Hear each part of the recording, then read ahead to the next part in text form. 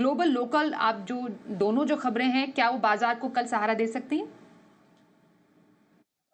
स्वाति, मुझे लग रहा है कि देखिए मुनाफा वसूली जो आज आ गई है, मेरे ख्याल से थोड़ा बहुत कल आईटी सेक्टर में थोड़ा बहुत अपटिक आपको देखने को मिल सकता है, क्योंकि नंबर्स उम्मीद के हिसाब से ही आ गए हैं और मार्जिन्स में एक अच्छा इम्प्रूवमेंट यानी एटलीस्ट 24.5% का जो मार्जिन आ गया है, वो मेरे ख्याल से मार्केट्स को पसंद आएगा।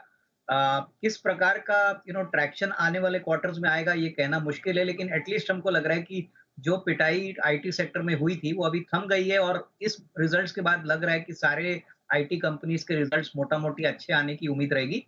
रही बात मार्केट की ट्रेंड को अगर हम देखें तो देखिए आज मिड कैप्स और छोटे मझोले शेयर्स में अच्छी खासी बाइंग देखने को मिली। हालाँकि ओवरऑल इंडेक्स में मूवमेंट थोड़ा-सा नेगेटिव ज़रूर रहा, बट लिक्विडिटी मार्केट में बहुत अच्छी तरह से आ रही है। एसआईपी का आंकड़ा अगर हम देखें तो करीबन 20-21 हज़ार करोड़ का पैसा मार्केट में हर महीना आ रहा है। तो उस पॉइंट ऑफ व्यू से ये बाय ऑन डिक्लाइन का मार्केट है। बजट के पहले ये मुनाफा वसूली है।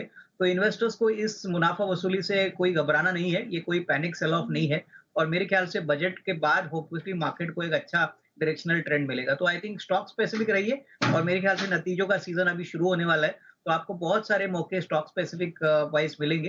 तो यहाँ पे फोकस करिए रादर देन इंडेक्स पे करना है। जी। और अविनाश जी, इस बाजार में पोजिशनल व्यू कौन से स्टॉक में रखने की आपकी रहेगी सलाह? देखिए पोजिशनल के लिए हमको ऑयल मार्केटिंग कंपनीज एचपीसीएल काफ़ी पसंद है। देखिए क्रूड के प्राइसेज़ काफ़ी मॉडरेट हो चुके हैं। तो यहाँ पे करीबन 350 का प्राइस है। हमको लग रहा है कि अगर 8 से 10 दिन का नज़रिया है, तो 370, 372 का एक टारगेट प्राइस आपको मिल सकता है। यहाँ पे 340 का स्टॉप लॉस रखिए। ये पोजिशनल बेट रहेगा 8 से 10 दिन।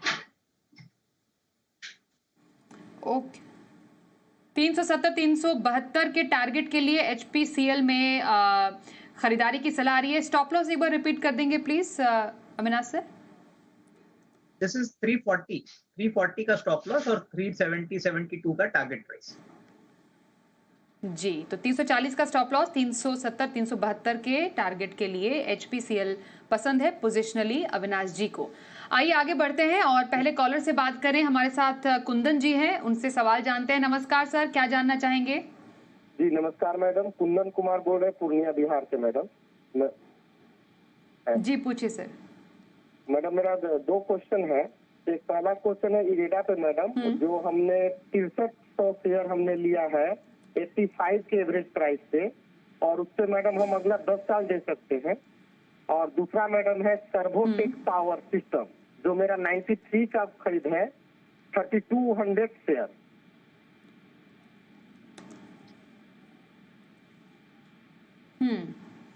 व्यू क्या कितने आप अच्छा इरेडा पे आप कह रहे हैं कि बहुत लंबे टाइम के लिए आप बने रह सकते हैं? जी जी जी मैडम, सर्वोटेक से भी लंबे टाइम तक बने सकते हैं। ओके सर, इरेडा पे क्या राय रहेगी? 85 की इनकी खरीद है, 10 साल काफी लंबी टाइम का इनका नजरिया है। इनके लिए मल्टी बैगर बन पाएगा?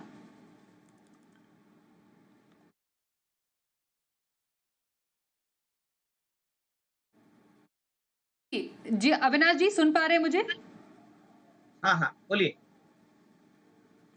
सर इरेडा पे राय जानना चाहते हैं। काफी लंबे टाइम की होल्ड करने की इनकी प्लानिंग है। 85 पर इन्होंने अपनी खरीद की है इरेडा पे, क्या करें? यहाँ पे पोजीशन होल्ड करे। देखिए इरेडा में इन्होंने बहुत अच्छे लेवल पे एंट्री की है और मेरा मानना है कि बजट में रिन्यूएबल एनर्जी और जो पावर फाइनेंसिंग को लेके गवर्नमेंट अच्छे नंबर्स रिपोर्ट करने की अच्छे अनाउंसमेंट्स करने की पॉसिबिलिटी रखती है। और इरेडा के मैनेजिंग डायरेक्टर ने ये भी कहा है कि हो सकता है फॉलो ऑन पब्लिक ऑफर भी आ सकता है। तो कहीं ना कहीं डेफिनेटली कंपनी अच्छे ग्रोथ ट्रैक पे है, ऑर्डर बुक भी बढ़िया है। तो मेरे ख्याल से कम 6 टू 12 मंथ्स का नजरिया लेके यहाँ पे होल्ड करने की राय रहेगी। अभी बेचने की जरूरत नहीं है। ओके, बने रहिए, यही आपके लिए इरेडा पे राय आ रही है। कोल्हापुर से किरण जी से भी बात कर लेते हैं। नमस्कार, बताइए क्या जानना चाहते हैं? नमस्ते मैडम, मेरा श्री रेणुका शुगर में 2000 स्टॉक है 52 रुपीज के भाव पे, और एलआईसी में 100 स्टॉक है 900 रुपीज के भाव से, और यस बैंक में 790 स्टॉक है 26 रुपीज के भाव पे। लॉन्ग टर्म व्यू है, तो सजेशन चाहता हूँ। रेणुका शुगर, दूसरा स्टॉक कौन सा बताया था आपने किरण जी? LIC। अच्छा, LIC पे कितना व्यू रख रहे हैं आप दोनों स्टॉक्स पर, इन स्टॉक्स पर? अच्छा, लॉन्ग टर्म नजरिया। सर, रेणुका शुगर से शुरू करना चाहेंगे। आज अच्छी हमने बढ़त भी देखी स्टॉक में, LIC भी कुछ स्ट्रेंथ ही दिखा रहा था, क्या राय रहेगी? मेरे ख्याल से देखिए, रेणुका शुगर की बात करें तो हमको लग रहा है कि स्टॉक काफी अट्रैक्टिव लेवल पे आ चुका है और शुगर की कीमतें थोड़े बहुत बढ़ने के भी चांसेस है। अभी शुगर का सीजन सितंबर टू सितंबर की बात करें तो मेरे ख्याल से इस बार अनुमान है कि गवर्नमेंट थोड़ा सा रेगुलेटरी पॉइंट ऑफ व्यू से जो शुगर का कोटा है उसमें थोड़ी सी एक्सपोर्ट कोटे में थोड़ी सी कटौती करेगी, तो ऑब्वियसली शुगर के प्राइसेस में बढ़ोतरी होने की पॉसिबिलिटी रहेगी। प्लस एथेनॉल को लेके रेणुका शुगर ने काफी बड़ा इन्वेस्टमेंट किया है, तो देखिए नजरिया अगर 12-15 महीने का है तो यहाँ पे इनको अच्छा रिस्क रिवॉर्ड मिल सकता है। और रही बात LIC ऑफ इंडिया की, तो मुझे लगता है कि देखिए इस साल में डेफिनेटली इंश्योरेंस मार्केट अच्छी तरह से फ्लरिश हो चुका है। LIC ने काफी कोशिश की है कि अपने पॉलिसीज और अपने प्रोडक्ट्स को एनहांस करे, तो यहाँ पे भी मैं यही कहूंगा कि थोड़ा सा इंतजार करें। थोड़ा स्लो मूवर स्टॉक जरूर है, लेकिन नजरिया 12-18 महीने का अगर ये रखते हैं तो अच्छी खासी कमाई होगी, तो यहाँ पे भी होल्ड करने की है। होल्ड कीजिए अपने स्टॉक्स पर, नजरिया थोड़ा लंबा रहने की रखने की आपके लिए सलाह आ रही है अविनाश जी की तरफ से। महाराष्ट्र से प्रदीप जी से भी बात कर लेते हैं। नमस्कार सर, क्या सवाल है आपका? हाँ, गुड इवनिंग मैम। हेलो, पूछिए पूछिए। हाँ मैम, मेरे पास IRFC के 1000 शेयर है 50 रुपए के भाव से, और लॉन्ग टर्म के लिए मैं रखना चाहता हूँ। भाव बताएंगे फिर से? 50 रुपए की खरीदारी। अच्छा, लॉन्ग टर्म के लिए IRFC, रेलवे स्टॉक्स में तो अच्छी स्ट्रेंथ है ही अविनाश जी, इनके मुनाफे में भी बहुत बढ़िया स्ट्रेंथ है, क्या रहेगी राय? आई थिंक स्वाति, देखिए इन्होंने 4 गुना पैसा तो ऑलरेडी बना चुका है और मेरा तो एक मानना है कि अगर आपका 4 गुना पैसा बन चुका है तो एटलीस्ट अपना कैपिटल निकालिए, क्योंकि ये कंपनी रेलवे से बहुत क्लोजली कनेक्टेड है। अभी रेल बजट यूनियन बजट के बाद के टाइम पे प्रेजेंट किया जाएगा और अनुमान है कि रेलवे का जो ओवरऑल कैपिटल एक्सपेंडिचर है वो कम से कम 30-40% बढ़ेगा और IRFC को डेफिनेटली इसका फायदा मिलना चाहिए। तो मीडियम टू लॉन्ग टर्म के लिए तो डेफिनेटली कंपनी का परफॉर्मेंस अच्छा रहना चाहिए, लेकिन मैं समझता हूँ कि एटलीस्ट अगर 25-30% ये स्टॉक को थोड़ा बहुत प्रॉफिट बुक करते हैं तो उनका कैपिटल भी रिकवर हो जाएगा और बाकी सारे शेयर्स इनके फ्री हो जाएंगे। तो आई थिंक ये स्ट्रेटेजी इनको काफी अच्छी हेल्प करेगी। तो मेरे ख्याल से पार्टली बुक करें और पार्टली जो बैलेंस क्वांटिटी है वो कम से कम साल 1.5 साल के नजरिए से होल्ड करें। तो 25 से 30% आप मुनाफा वसूल सकते हैं, बाकी आप बने रहिए इस स्टॉक में इस मुनाफे के साथ। आपके लिए राय IRFC पर। अहमदाबाद से विशाल जी अगले कॉलर है। नमस्कार सर, क्या सवाल है आपका? नमस्कार मैडम। नमस्कार सर। मैडम, मेरा सवाल ये है कि मेरे पास BSE के शेयर हैं 63, एवरेजिंग 2745 रुपए है, तो क्या मैं अभी एवरेजिंग करूं? जब मैंने ये BSE का शेयर खरीदा था तब जो है रेट, जो उसी दिन नेगेटिव न्यूज आई थी प्रीमियम को लेके, तभी मैंने परचेस किया था, तो मैंने एवरेजिंग किया। अभी मैं और एवरेजिंग करूं या एग्जिट करूं या होल्ड करूं? BSE पर क्या राय रहेगी सर अब आपके इन लेवल्स पर? नहीं, मेरे ख्याल से देखिए अगर आपका नजरिया कम से कम साल 1.5 साल का है तो 2 ट्रिगर्स जो इम्पोर्टेंट है। एक तो NSE की लिस्टिंग है जो पॉसिबली अगले साल होने वाली है और वो BSE पे होगी। और ये जो ऑप्शंस का जो मसला अभी मार्केट में चल रहा है, टिपिकली कॉन्ट्रैक्ट साइज को बढ़ाना और उससे वॉल्यूम थोड़ा सा घट जाना, एक्सचेंजेस के लिए नेगेटिव होना, ये मुझे लगता है कि इसमें कोई ज्यादा फर्क या कोई ज्यादा नेगेटिव सरप्राइज BSE को नहीं मिलेगा, क्योंकि BSE के पास बहुत सारे दूसरे विकल्प है जहां पे वो अच्छा कमाती है। तो मेरे ख्याल से देखिए नजरिया अगर आपका साल 1.5 साल है तो जरूर आप एवरेज करिए। मुझे लगता है कि अगले 12 से 15 महीने में बहुत ही अच्छी अपसाइड आपको मिलेगी, क्योंकि ये प्लेटफॉर्म बिजनेस है, बहुत प्रॉफिटेबल है और इसमें कोई डाउट नहीं कि सिर्फ 2 ही ऐसे एक्सचेंजेस है, NSE और BSE। तो धंधा ओलिगोपोली वाला है, तो यहाँ पे निवेशित रहिए और हो सके तो एवरेज भी करिए, लेकिन समय थोड़ा, टाइम फ्रेम थोड़ा साल 1.5 साल रखना यहाँ पे जरूरी है। बने रहिए, एवरेज करने की भी सलाह आपके लिए आ रही है लंबी अवधि के लिए BSE लिमिटेड में। अगले कॉलर किरण जी से बात कर लेते हैं। नमस्कार, क्या सवाल है आपका? Good evening madam.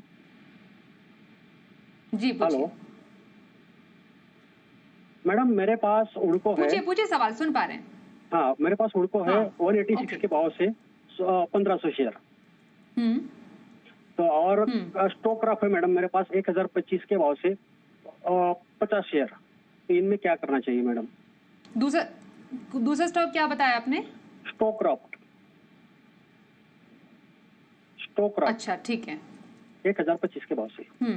कब तक के लिए आपकी राय है इस पर, व्यू है? उड़को के तो मैं रख सकता हूँ 1-1.5 साल, और स्टॉक रफ 2 साल से लेके रखा है।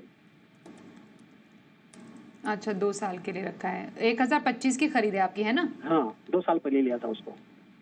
ओके तो ठीक है सर। हुडको में तो बिल्कुल, हुडको में तो सर अच्छा मुनाफा है इन्हें। 186 पर इनकी खरीद है। स्टोक्राफ्ट में कुछ नुकसान, काफी नुकसान है इन्हें। क्या रहेगी सर राय दोनों स्टॉक्स में? नहीं, मेरे ख्याल से देखिए हुडको में अच्छा पैसा कमाया है, तो मैं समझता हूँ कि यहाँ पे पोजीशंस होल्ड करें, क्योंकि हाउसिंग फाइनेंस को लेके हमको लग रहा है कि इस बजट में अच्छे अनाउंसमेंट्स आ सकते हैं। प्लस ओवरऑल कंपनी का परफॉर्मेंस काफी अच्छा है। यहाँ पे मुझे लगता है कि अगर ये 1 साल 1.5 साल का भी नजरिया रखते हैं तो अच्छी खासी कमाई होगी, तो यहाँ पे कोई फिक्र करने वाली बात नहीं है। दूसरा शेयर जो इन्होंने बोला स्टोक्राफ्ट, देखिए इन्होंने बहुत ही ऊपरी लेवल पे ये शेयर खरीदा है और 2 साल से ऑलरेडी ये नेगेटिव में है, तो मेरे ख्याल से कोई भी उछाल में इसको बेच देना चाहिए। अगर इनका नजरिया कम से कम 12-15 महीने का है, तो काफ़ी दूसरे ऐसे विकल्प हैं जैसे फेडरल बैंक है, आईडीएफसी फर्स्ट बैंक है, यहाँ पे पैसा लगाएँ। मुझे लगता है कि यहाँ पे इनका जो जो भी लॉस बनता है, वो ये रिकवर कर पाएँगे। बट स्टोक्राफ्ट में मेरे ख्याल से कोई भी उछाल से निकल जाए। तो स्टोक्राफ्ट से आप निकल सकते हैं। फेडरल बैंक, आईसीआईसीआई बैंक, इन काउंटर्स में आप जरा निवेश के मौके तलाशिए और नुकसान की भर हैं। नमस्कार सर, क्या सवाल है आपका? मेरा सवाल है, मेरा 2 शेयर है मैम सर। एक है एस बैंक है, मेरा एवरेज कल 24 रुपए है, और इसका क्या हमारा टारगेट बनेगा सर? कब तक वेट कर सकते हैं? और एक पेटीएम का है मेरा शेयर, वो मेरा 900 रुपए में लिया था, एक्चुअली मार्जिन में लिया था। Then I converted into delivery because it gone down the shares. Actually around 800 share है अभी मेरे पास। अभी क्या होगा मेरा, बोले तो वेट कर सकते हैं? नहीं है, एग्जिट हो सकते हैं। अभी 480 के आसपास चल रहा है अभी पेटीएम। अभी आगे कुछ बढ़ेगा शेयर का? दो हाँ दोनों है। बिल्कुल सर, स्पेशल राय मैं आपसे पेटीएम पर, बिल्कुल स्पेशल राय अविनाश जी पेटीएम पर ही लेना चाहूंगी। क्या व्यू बन रहा है आपका इस स्टॉक पर, इनकी खरीद पर के हिसाब से? देखिए मेरे ख्याल से इन्होंने बहुत ही ऊपरी लेवल पे ये स्टॉक खरीदा है, और अभी अगर पेटीएम का शेयर में पैसा बनाना है तो ये तभी हो सकता है जब इसमें कोई कॉर्पोरेट अनाउंसमेंट होता है, कोई टेक ओवर की बात होती है, या बेसिकली रेगुलेटरी जो भी अटकलें है पेटीएम के ऊपर वो निकल जाती है, और वो जाने के लिए मेरे ख्याल से काफी समय लगेगा। मेरे ख्याल से देखिए अभी तो आरबीआई ने काफी रिस्ट्रिक्शंस पेटीएम पे अनाउंस कर दी है, और जब तक ये हटती नहीं है तब तक कोई बड़ा उछाल पेटीएम में आना मुश्किल है। आई थिंक ऐसे भी सुनने में आ रहा है कि काफ़ी दूसरे इंडस्ट्रियल ग्रुप्स इसमें इंटरेस्ट दिखा रहे हैं, तो उसी लिए भी स्टॉक थोड़ा चर्चे में है। तो अगर नज़रिया 1.5-2 साल का है, तो ही यहाँ पे निवेशित रहिए। शॉर्ट टर्म में कोई बड़ी अपसाइड पेटीएम में आएगी ऐसा लगता नहीं।